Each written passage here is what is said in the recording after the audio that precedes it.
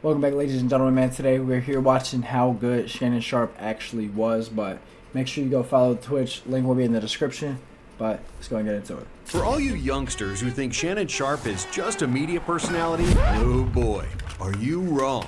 Unlike his talk show counterparts, Unc could ball. Not only is he a Hall of Famer with 3 Super Bowl rings. So I don't know too much about Shannon, but I know he's top 3. You know, I know he's a Hall of Famer. I know he has 3 rings. I watch a lot of highlights. He revolutionized the tight end position, you know, and forever changed the way an NFL football offense operates. As one of the biggest personalities in NFL history, Shannon loved to talk on and off the field, but he always backed it up. So, like, how good was he actually? And where does he rank among the greatest tight ends of all time? Sharpe was born into a poor family in Glenville, Georgia. His parents split when he was just 3 months old, immediately giving him adversity to overcome. Basic needs were not guaranteed in the rural South, and neither was his family's safety. In fact, during his Hall of Fame speech, Sharpe explained that we were so poor, a robber once broke into our house, and we ended up robbing the robber. To make matters worse, Sharpe's father passed away from... Imagine going in, being like, I'm finna rob you, and you walk out with less than I'd be, bro. That'd be my last day. Cancer when he was in his early teens, leaving him without a father figure for a large part of his youth. Luckily for Shannon and his siblings, his grandmother, Mary Porter, stepped in to raise them. Porter also helped take care of several other extended family members. See, my grandmother and grandfather, they raised me, and I hung on everything they say, but they didn't know it. So everyone lived packed into one small home, barely fit for a family of 4. You know, there's no paneling in the house. Crazy. There's no insulation in the house. It was basically cinder block. It was really, really cold in the winter. But while the Sharpe family didn't have much, what Shannon and his older brother Sterling did have was sports. That was going to be their way out. At Glenville High School, Sterling was a superstar athlete playing basketball, football, and running track. He became a high-profile football recruit that took his talents to the University of South Carolina. Shannon had hoped to follow in his brother's footsteps, and as an athlete, he did. He was also a star multi-sport athlete.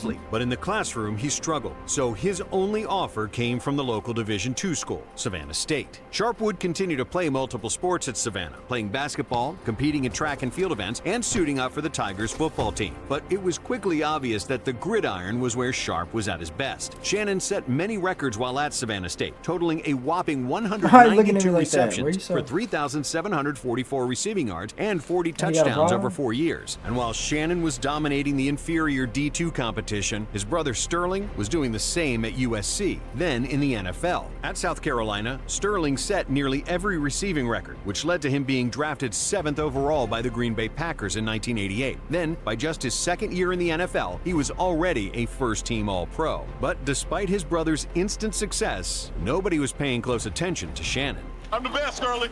I'm better than you are, you know it. The NFL was far different 30-plus years ago, and tight ends were expected to be closer physically to offensive tackles than wide receivers. While Sterling was the ideal NFL wide receiver, Shannon was just a tweener with good stats. The future NFL legend was written off and seen as a project rather than a weapon. Little did they know, Shannon would go on to change the course of the tight end position. I hate that, you know, because, like, it's so stupid. I did not mean to move this. I don't know how long it's been like that, but, like, if you look at tight ends, like, you hear these, like, analysis, quote-unquote analysis of these players before they come into the league. Oh, can't do this, can't do that. And then they go and just completely reverse the narrative and they go become Hall of Famers. Like, this is why I feel like so many people who are, like, scouts just really don't know shit. Like, that's why I feel like that so many people just don't know shit, but just, you just gotta be confident sometimes when you're just talking, because, like Josh Giddey, bro. Like, if you go look at Josh Giddey, there's like this graph, and this is like kind of an extreme example, but he said it was like can't really shoot, can't really pass, pretty slow, can't rebound, not good on defense, bad in the transition, like all these things, and he's been pretty solid. And it's like I don't know. I feel like we need to stop judging people so much based off of like what they are before they come in, and look more at like what their potential could be, and look at like, I don't know, their like mental, and see if you think they could really reach that and judge that. I feel like not enough people, I don't know, like I know they do that obviously, but like I feel like we go off of like, I don't know, the right now too much, because like even then though, even with the right now, you can still tell he's like a tank of an athlete. Forever. Like, why would you think that he couldn't be good? 6 rounds undrafted in the 1990 NFL draft, that round 1 was off the table. but I thought I was good enough to be a second or third round draft pick. The Denver Broncos took a shot on the undersized tight end. And I picked up the phone, and it was the Broncos. And they said, we selected you in the 7th round. But like other teams' evaluations of Sharp, they didn't believe he was a tight end. Instead, they committed to playing him as a wide receiver. Denver failed. Over 1990 and 1991, Sharp's first 2 NFL seasons, he totaled just 29 receptions for 421 receiving yards. Legendary QB John Elway was leading the offense, but Sharp struggled to make an impact. And to make things worse, this was all happening while Shannon lived in the shadow of his brother Sterling. While Shannon was trying to get his footing in the NFL, Sterling continued racking up All-Pro and Pro Bowl honors for the Green Bay Packers. So Shannon struggling to make an impact only created a sense that one brother was meant for NFL greatness and the other was simply a role player. In 1992, Sharp finally broke through expectations and never looked back. Broncos head coach Dan Reeves decided to play Sharp where he belonged, at tight end, and the results were immediate. Sharp exploded for 53 receptions and 640 receiving yards, which led all tight ends in the league. The Broncos had found something special. Of course. Dude, it's like the tight end position was close to like a fullback position almost back in the day. Like the other NFL teams had talented tight ends that were putting up numbers, but Denver had only scratched the surface of what Sharp could become. In the 1993 season, Sharp reached new heights again. And as his relationship with John Elway grew, so did his numbers. The Broncos tight end had a whopping 81 receptions for 995 yards and 9 touchdowns. For the first time, Sharp was named first-team All-Pro. That's a special honor for any player, but it also marked the first and only time that Shannon was named to the squad during the same year as his brother Sterling. Shannon was no longer living in his brother's shadow.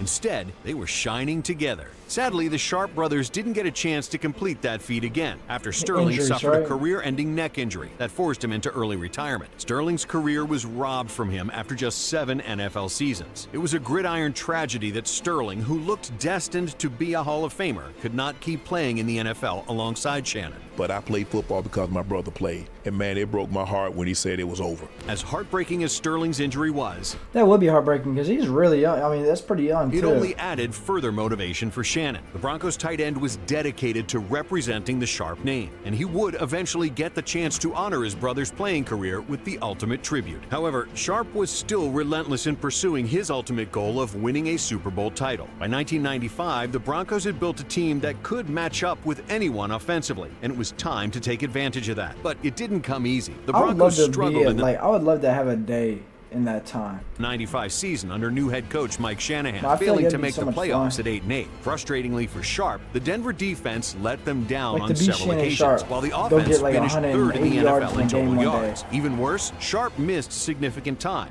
due to an injury for the first time in his career. The Broncos tight end only started 12 games, but still scored 4 touchdowns and totaled 756 receiving yards, the second most of any NFL tight end that season. Performing at that level while injured only further proved Sharp's talent and toughness, and he was rewarded for playing through injury as he was named to the Pro Bowl for the 3rd consecutive year. In 96, the Broncos began to realize their Pro Bowl in every photo, bro. Like he's always looking like he ready to scrap, ready to get something. The 3rd consecutive year. In 96, the Broncos began to realize their potential, and in his 2nd year as head coach, Shanahan leaned on Sharp as the Broncos started the campaign with an astonishing 12-1 record. They went on to outscore opponents 391 to 275 that season, finishing the year 13-3. With Sharp being the key reason for their offensive success. In 15 games, Sharp brought down 80 receptions for 1,062 yards and a career-high 10 touchdowns. And as he was torching opponent defenses, he would let them know about it. The New England Patriots found that out the hard way. In the middle of a dominant 34-8 win, Sharp pulled out a red telephone on the sideline and infamously shouted, "President, we need a National Guard. We need as many men as you can spare because we are killing the Patriots." Unfortunately, trash talking can come back to haunt you, and for Sharp that season it did. While the Patriots would go on to play in the Super Bowl, Denver suffered a shocking 30-27 upset to the Jacksonville Jaguars in their first playoff game. Sharp and the Broncos were back to square one. Over that 96 season, they had become the team to beat in the NFL, and getting beat in the first round of the playoffs wasn't part of the script. Considering that John Elway was now 37, time was running out.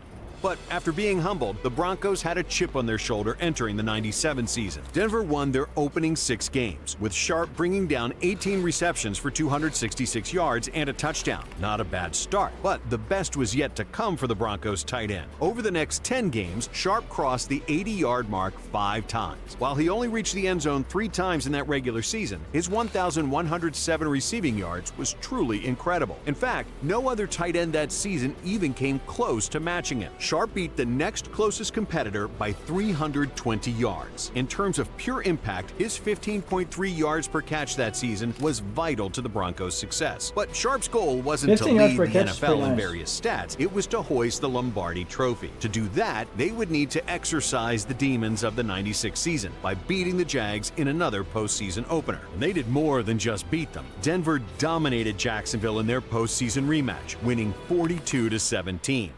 Then, in the AFC Championship game, they played against the Pittsburgh Steelers. Sharp made multiple key receptions down the stretch in a close 24-21 win. Finally, after 8 seasons, Sharp was playing for a ring. Years and years of struggle, success, and falling just short had culminated in the Super Bowl 32 bout against the Green Bay Packers. The Packers were the defending champs and the favorite, but the Broncos got hot early, jumping out to a 17-7 lead. Sharp didn't get in the end zone, but Elway always looked to him as his security blanket, targeting Sharp a team-high 5 times. In a Super Bowl classic, Denver and Green Bay traded that means blows they were not tossing that pigskin. Before the game was tied at 24-all in the fourth quarter. That tie was broken with little time remaining as Terrell Davis reached the end zone for the Broncos at the 1:45 mark in the fourth quarter. Denver's defense held up on the following drive, and the Lombardi Trophy swapped hands to the Broncos. The narratives around John Elway finally reaching the top of the mountain dominated the national media. But Sharp's journey deserved just as much press. A 7th-round pick out of Savannah State was now a Super Bowl champion, and Sharp would finally get to honor the cut-short career of his brother Sterling. Shannon gifted his Super Bowl ring to Sterling. And we're doing an interview with NBC, and we're sitting down talking. I was like, yeah, I'm going to give him the Super Bowl ring. Some things are bigger than personal success, and the Sharp brothers clearly understand that. But what do you do after you accomplish your ultimate goal of winning a Super Bowl? You do it again, and you do it in even more dominant fashion. After an impressive 12-4 regular season campaign in their first Super Bowl season, the Broncos followed that up with a 14-2 run in 1998. Denver dismantled their opponents, initially starting on a 13-0 streak to open the season. So much for the Super Bowl slump, huh? The stats were wild. Sharp and the Broncos scored 31.3 points per game, establishing themselves as one of the most dynamic offenses in NFL history. In 18 total games played, Denver won 15 games by 2 scores or more, including all 3 of their playoff games. Sharp didn't cross the 1,000-yard receiving mark, but he did reach 10 touched Ravens team for the 2000 season. The Ravens boasted 2 legendary running backs, Jamal Lewis and Priest Holmes, but sorely lacked a downfield threat. So that's where Sharp came in. Baltimore prided itself on its defense, but Sharp took them to a new level on offense, and the numbers prove it. The veteran tight end led the entire squad in receiving yards and receiving touchdowns, with 810 yards and 5 scores. The Ravens went from an 8-8 team in 1999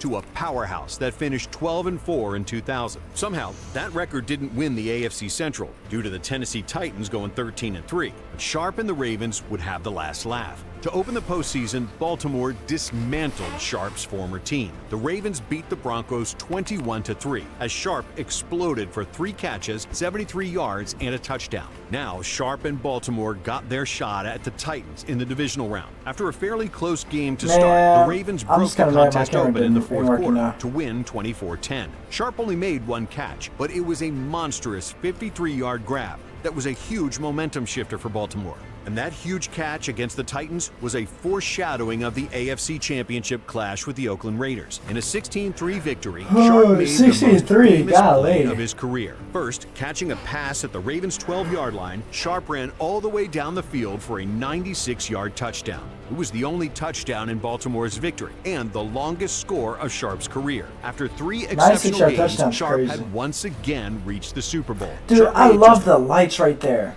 Like, can we talk about that? Like, right here. After 3 exceptional games, it's like the best shot in football on a kickoff. Like, look at that.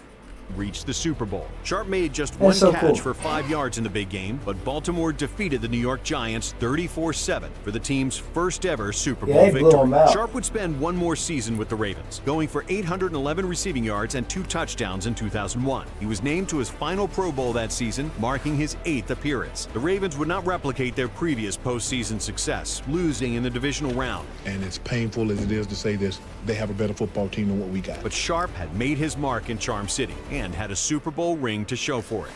To wrap up his career, Shannon returned to Denver. To no one's surprise, he was still a massive problem for opposing defenses. Over 28 games in his final 2 years, Sharp racked up 1,456 receiving yards and 11 touchdowns. That's pretty solid Tight ends still. today are For some your of the last most 2 years, game-breaking weapons in the I feel like NFL, he could have played a combining little bit speed longer. and But he said his body gave out. I love on.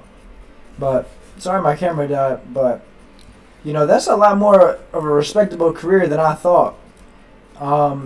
It seemed like in the playoffs he had to do a ton, but like he didn't need to a lot of the time, especially in those last few, because like 34-7 in the Super Bowl is crazy. Like it's just a blowout. But I will see y'all. I hope y'all did enjoy, and make sure you follow the Twitch. Peace.